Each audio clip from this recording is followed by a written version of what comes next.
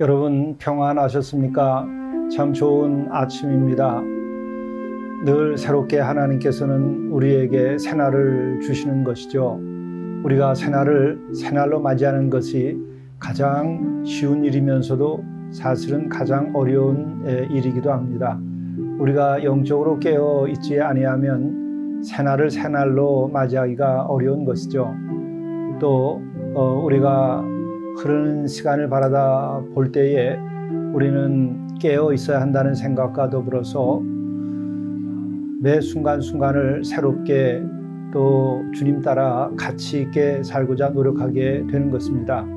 흐른 시간은 돌아오지 아니합니다. 바로 오늘 주어진 이 날을 새로운 마음으로 경이롭게 맞이하고 주님의 사랑으로 살아가는 방법, 이거 외에는 이렇게 흘러버리는 시간 가운데에서 우리가 의미 있고 가치 있게 사는 길이 없으며 하나님께 영광을 드릴 수 있는 길이 없습니다. 이 같은 목적 때문에 우리가 영성 일기를 쓰면서 이 아침에 함께 말씀을 묵상하는 것입니다. 함께 묵상하시겠습니다. 항상 기뻐하라, 쉬지 말고 기도하라, 범사에 감사하라. 이것이 그리스도 예수 안에서 너희를 향하신 하나님의 뜻이니라. 성령을 소멸하지 말며 예언을 멸시하지 말고 범사에 하려 좋은 것을 취하고 악은 어떤 모양이라도 버리라. 사랑의 주님, 오늘 우리에게도 사랑을 더 많이 베풀어 주셔서 기뻐하게 하시고 쉬지 말고 기도하는 삶이 되게 하시고 범사에 순간순간 감사하도록 인도하여 주옵소서. 이것이 그리스도를 믿는 믿음 안에서 우리가 살아가야 할 하나님의 뜻인 것을 진정으로 깨달아 알게 하시고 또 우리가 성령을 소멸하지 말며 살고 성령의 인도하심과 충만한 가운데 살게 도와주시고 예언을 멸시하지 말고 우리에게 주시는 하나님의 말씀을 듣고 우리가 권면할 때에 회개하게 하시고 새로워지도록 인도하여 주옵소서. 말씀을 들을 때에 그것을 아멘으로 받고 우리가 새로워지도록 도와주옵소서. 또한 범사에 우리들이 좋은 것을 취하고 악한 것들 어떤 모양이라도 갖지 아니하도록 인도해 주옵소서. 이 모든 말씀 우리 주 예수 그리스도의 이름으로 간절히 구하옵나이다. 아멘. 고린도전서 14장 26절에서 40절 말씀입니다. 그런즉 형제들아 어찌할까? 너희가 모일 때에 각각 찬송시도 있으며 가르치는 말씀도 있으며 계시도 있으며 방언도 있으며 통역함도 있나니 모든 것을 덕을 세우기 위하여 하라. 만일 누가 방언으로 말하거든 두 사람이나 많아야 세 사람이 차례를 따라 하고 한 사람이 통역할 것이요. 만일 통역하는 자가 없으면 교회에서는 잠잠하고 자기와 하나님께 말할 것이요. 예언하는 자는 둘이나 셋이나 말하고 다른 이들은 분별할 것이요. 만일 곁에 앉아 있는 다른 이에게 계시가 있으면 먼저 하던 자는 잠잠할지니라. 너희는 다 모든 사람으로 배우게 하고 모든 사람으로 권면을 받게 하기 위하여 하나씩 예언할 수 있느니라. 예언하는 자들의 영은 예언하는 자들에게 제재를 받나니 하나님은 무질서의 하나님이 아니시오 오직 화평의 하나님이시니라. 모든 성도가 교회에서 함과 같이 여자는 교회에서 잠잠하라. 그들에게는 말하는 것을 허락함이 없나니 율법에 이른 것 같이 오직 복종할 것이요. 만일 무엇을 배우려거든 집에서 자기 남편에게 물을지니 여자가 교회에서 말하는 것은 부끄러운 것이라. 하나님의 말씀이 너희로부터 난 것이냐 또는 너희에게만 임한 것이냐. 이것은 하나님의 말씀입니다. 오늘 영성 일기를 통해서 우리에게 주시는 하나님의 말씀은 고린도전서 14장 26절부터 40절의 말씀입니다. 오늘 이 말씀은 계속되는 사도 바울의 성도들의 교회 생활에 관하여서 말씀을 해주고 있는 것입니다. 특별히 이 말씀은 초대교회에서 참으로 놀랍게도 넘쳤던 성령의 역사심으로 인하여서 일어났던 여러 가지 과제들에 대해서 말씀해 주고 있는 것이죠. 그 성령의 은사가 넘쳐서 방언하는 이들이 많고 예언하는 이들이 있고 또 가르치는 이들, 또 능력을 행사하는 이들, 여러 사람들이 많이 나타났습니다. 병 고치는 은사도 나타나게 되고, 이렇게 될 때에 오히려 은사가 넘쳐서 어떻게 그 은사를 서로 존중하고 또 조화를 이루고, 그래서 그리스도의 몸된 교회를 질서 있게 하고 또 하나님의 뜻을 잘 이루어나갈 것인가에 대해서 말씀해 주고 있는 것이죠. 어쩌면 오늘 그 같은 은사가 넘치지 않는 교회나 성도들에게 있어서는 부럽기만 한 일일지도 모르겠습니다. 그러나 우리들이 또 잘 알아야 될 것은 우리가 오늘도 성령께서 살아계시고 또 성부 하나님도 여전히 살아계시고 우리 주님도 부활 승천하셔서 여전히 살아계시며 내주하시기도 하는 것이죠. 그렇기 때문에 우리가 성경의 말씀을 따라서 은사를 사모하고 또 나 자신의 주장이나 이념이나 철학이 아니라 하나님을 믿는 참된 믿음을 가지고 우리들이 은사를 사모하게 되면 이 같은 성령의 역사심이 나타납니다. 결정적으로 그와 같은 것이 나타나지 않는 이유가 몇 가지 있습니다. 하나는 믿지 않기 때문에 그렇습니다. 둘째는 성경의 말씀이나 혹은 성삼위 하나님에 대하여서 지식으로만 알고 있지 그분이 살아계시다고 하는 것을 믿고 그 성삼위 하나님과의 교제가 이루어지지 아니하기 때문에 은사가 임하지 아니하는 것입니다. 또 다시 말하면 하나님에 관하여 또 예수님에 관하여 그리고 성령에 관하여서만 논하지 실제로 그분들과의 만남이 이루어지고 있지 아니한 것이죠. 그렇게 될 때에는 성령의 역사심이 일어나지 않습니다.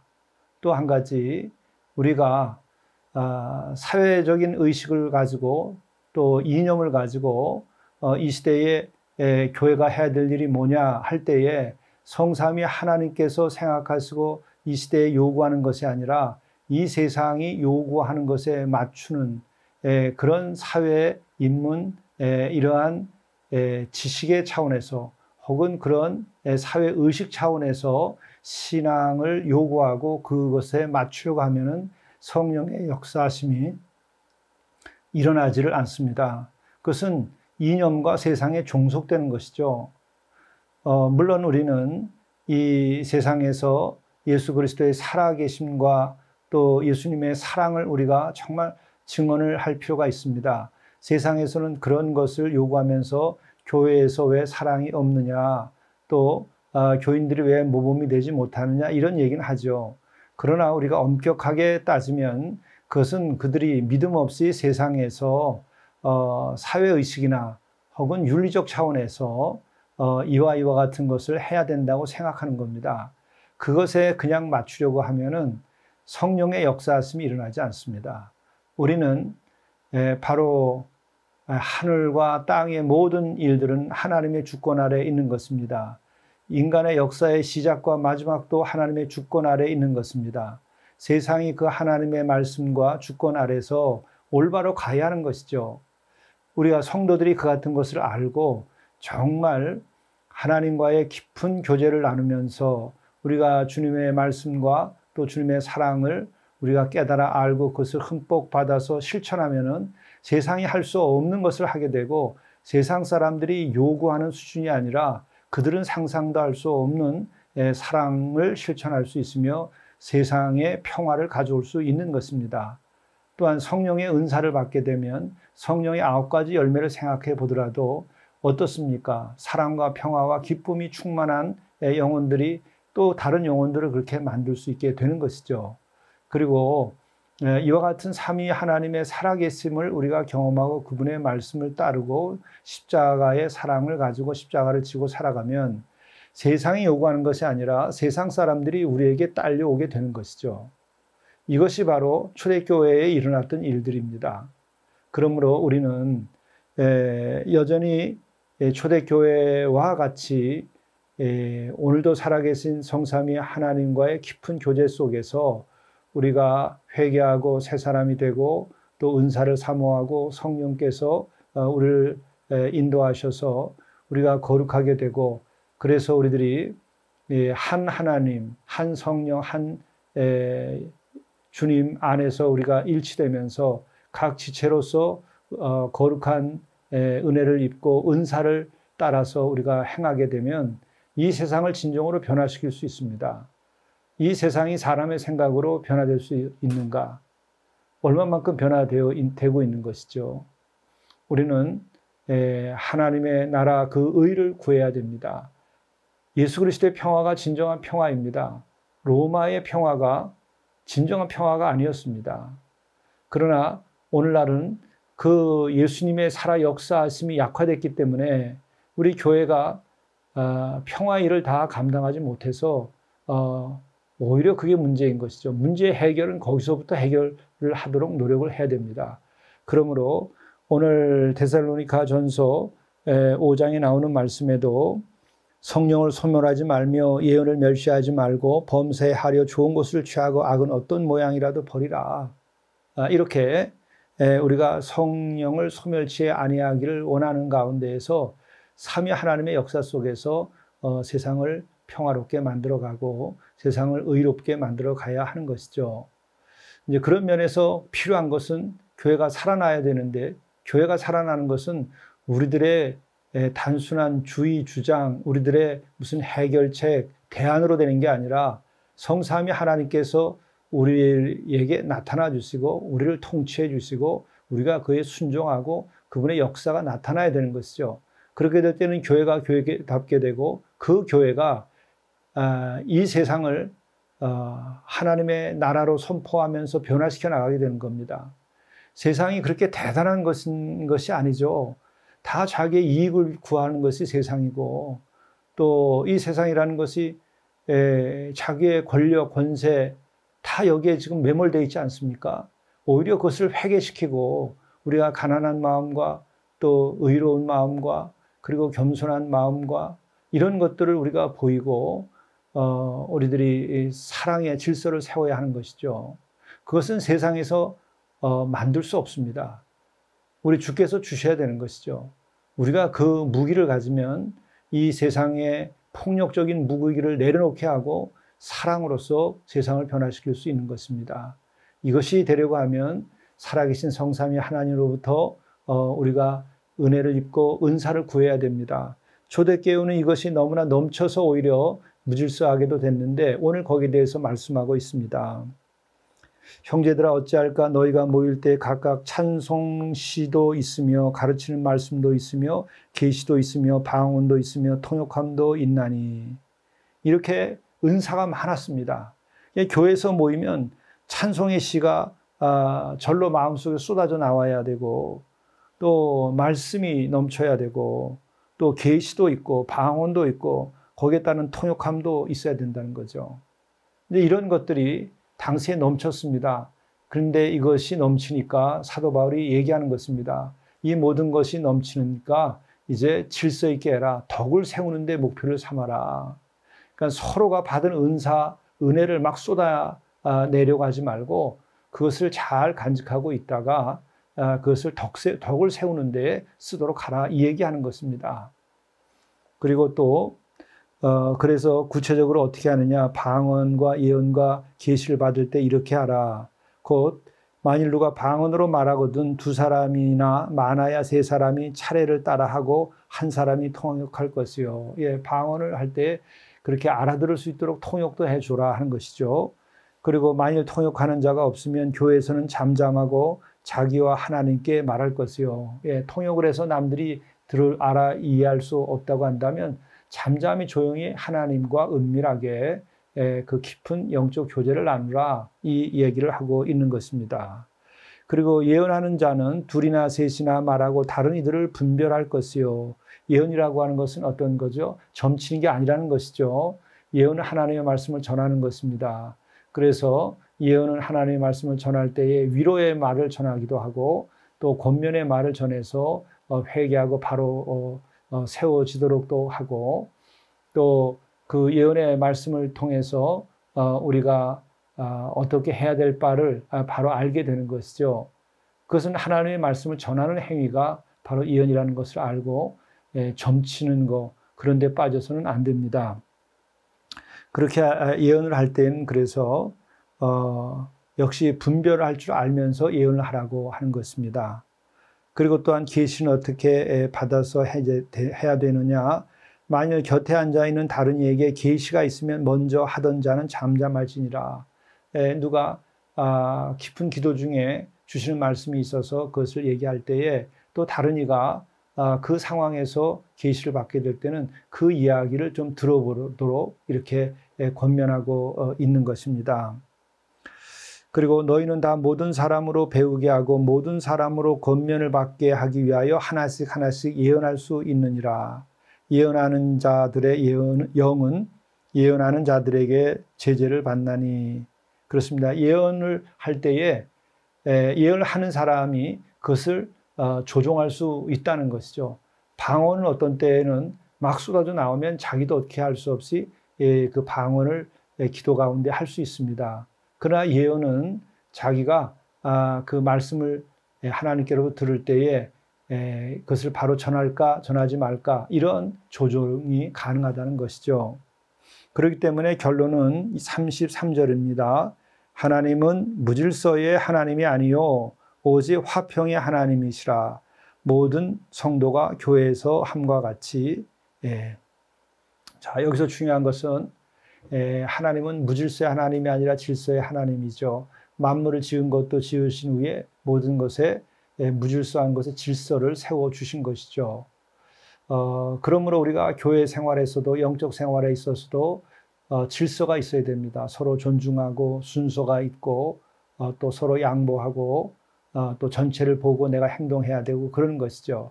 그래서 우리는 지체이면서 그리스도의 한 몸을 그리스도 안에서 이루는 것이죠. 그렇기 때문에 우리가 전체를 알고 나 개인의 행동을 조절해야 되고 또 내가 행동할 때 전체에 덕이 되게 행동해야 하는 것이죠. 그리고 여기서 한 예로서 그 다음에는 여성들이 들으시기에는 마음이 편치 않으시겠습니다마는 여자는 교회에서 잠잠하라 이런 얘기를 합니다. 그들에게는 말하는 것을 허락함이 없나니 율법에 이른 것 같이 오직 복종할 것이요. 만일 무엇을 배우려거든 집에서 자기 남편에게 물을지니 여자가 교회에서 말하는 것은 부끄러운 것이니라. 하나님의 말씀이 너희로부터 난 것이냐 또는 너희에게만 임한 것이냐. 이 말씀에 대한 해석을 저는 36절을 가지고 조금 해석을 합니다. 뭐냐면 여성들에게 왜 이와 같은 말을 한 것일까? 36절 말씀이죠. 하나님의 말씀이 너희로부터 난 것이냐 또는 너희에게만 임한 것이냐 아니라는 것이죠. 하나님의 말씀은 하나님께로부터 난 것이고 또 나에게만 임한 것이 아니라 모든 이에게도 하나님의 말씀을 주시는 것이죠. 그런데 여성들이 이것을 받았을 때에 자기에게 취한다든지 자기의 감정의 감동이 너무 격하고 커서 그것을 주체하지 못하고 정말 소프라노로 그것을 강하게 얘기할 때는 무질서하게 들릴 수가 있습니다. 그와 같은 것에 대하여 권면하는 것이라고 저는 이해를 합니다. 그러므로 무조건 여성들은 말하면 안 된다가 아니라 이 상황에 맞게 우리가 이해하면서 우리들이 질서를 세우면서 함께 교회의 덕을 세우면 되리라 생각을 합니다. 여러분들의 영적인 생활에서 은혜를 사모하고 또 은사를 사모하여서 우리의 단순한 지식과 자연으로서 갖게 된 그 달란트를 넘어서서 살아계신 성삼위 하나님을 만남으로써 그분들께서 주시는 위로와 능력과 은사와 은혜를 가지고서 우리가 살아가면 교회를 우선 교회답게 하게 되고 내 가정이 거룩한 사랑이 넘치는 가정이 되고 행복한 가정이 되는 것이요. 일터에서도 우리가 남들이 따라올 수 없는 우리만의 진정한 섬김과 또 창의적인 일과 그리고 남들에게 도움이 되는 일들을 할 수 있을 것입니다. 또 이렇게 될 때 우리가 이 사회에 참으로 많은 갈등과 고통 가운데 있습니다. 불신 가운데 있고 분열 가운데 있습니다. 이것을 치유하고 하나님의 나라와 그 의를 우리가 세워나가는 것이 될 것이요. 어둠에 빠진 지도자들이라든지 또 탐욕과 음욕에 빠져버린 이런 세상, 그런 질서, 이것을 우리가 바로잡을 수 있게 될 것이요. 하나님의 나라가 하늘에서 이루어진 같이 이 땅에서도 이루어지는 역사가 이루어지리라 믿습니다. 여러분 모두 성삼위 하나님에 관하여 아는 것이 아니라 그 하나님을 만나고 그 하나님께 주시는 은혜와 은사를 따라서 교회를 섬기고 여러분의 삶을 살고 이 세상을 인도할 수 있기를 간절히 바랍니다. 기도하시겠습니다. 하나님은 무질서의 하나님이 아니시오 오직 화평의 하나님이시니라. 사랑의 주님, 우리가 질서를 세울 수 있는 능력을 주시옵소서. 우리가 용서하고 용서를 받고 또 우리들이 관대하고 또 너그럽게 대하여서 많은 사람들이 주께로 돌아오면서 주를 믿는 가운데 하나님의 경외하는 백성들이 되어서 이 나라가 화평케 되고 질서가 세워질 수 있도록 도와주옵소서. 또한 이렇게 먼저 교회가 본을 보일 수 있게 도와주시고 교회마다 은사가 넘치고 은혜가 넘치게 도와주시고 교회마다 사랑이 넘치고 교회마다 가난한 자든지 부한 자든지 또 배웠든지 못 배웠든지 모든 이들이 그리스도 안에서 하나 되는 역사가 일어나도록 인도해 주옵소서. 우리 구주 예수 그리스도의 이름으로 간절히 기도드리옵나이다. 아멘.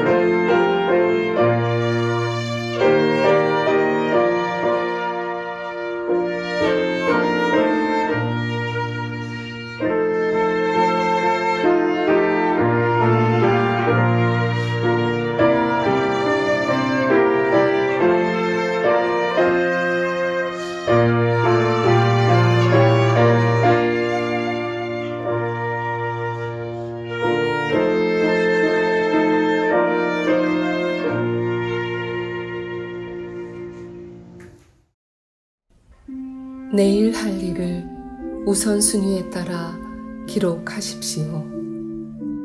기록한 글 위에 손을 얹고 기도한 후 잠을 청하십시오. 주께서 꿈속에서 지혜와 영감을 주실 것입니다.